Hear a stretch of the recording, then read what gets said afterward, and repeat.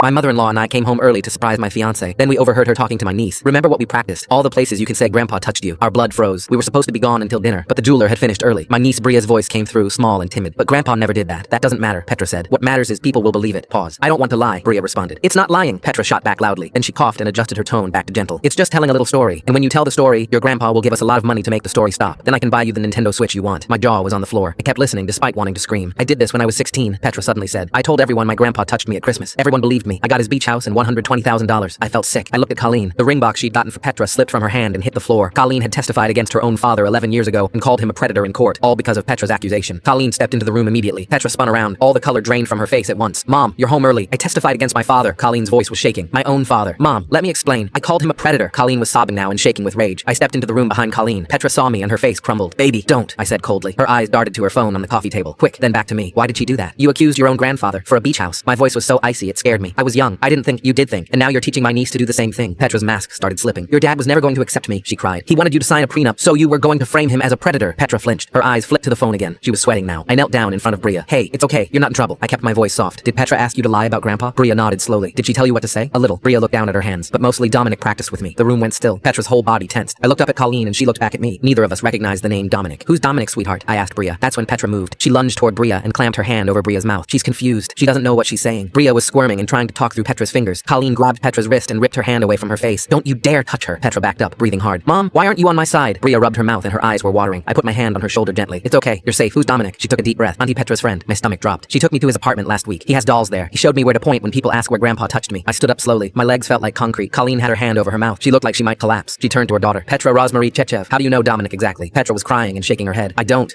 know Dominic. She's making things up. He kissed Petra on the mouth when we were leaving. Bria interrupted. The room tilted. I stared at Petra. You've been cheating on me. She didn't deny it. And you took my niece to his apartment to coach her to accuse my father. Her eyes darted to the phone again. Panicked. Why do you keep looking at your phone? I'm not. Bria's voice cut through again. Oh, Dominic is coming here today at 4:30 to practice with me before Grandpa's birthday party. Everyone froze. I checked my watch. 4:19. He would be here in 11 minutes. Before anyone could even react, Colleen snatched Petra's phone and started reading the texts out loud. We need one more session before Saturday. She scrolled up. She's almost ready. I was thinking of showing her some videos today so she really understands. I looked up at Petra. She was sobbing. Please, she was begging. Just let me warn him. Let us leave. You'll never see us again. Oh, now you want to run? 4:25. Petra was hyperventilating. 4:28. A car pulled into the driveway. Petra lunged for the door. I stepped in front of her. Sit down. She crumbled onto the couch. Footsteps on the porch. Then a key in the lock. He had a key. The door swung open. Dominic walked in smiling and holding a bag of fast food. Hey babe, I brought Bria nuggets for after we. He saw me. Saw Colleen. Petra crying on the couch. His smile disappeared. What's going on? I stepped forward. You coached my 8-year-old niece to accuse my father of assault. His face dropped. I don't know what you're talking about, but he was already backing toward the door. Colleen was on the phone. Police. That's when Dominic bolted. I chased him to the porch. We crashed into his car and went down hard. I pinned him to the ground. Get off me! This is assault! He screamed. You're lucky you're still breathing! I heard Petra from inside. Please stop! Sirens wailed in the distance. Petra and Dominic were arrested that night. She got 7 years. He got 9. Colleen's father was exonerated.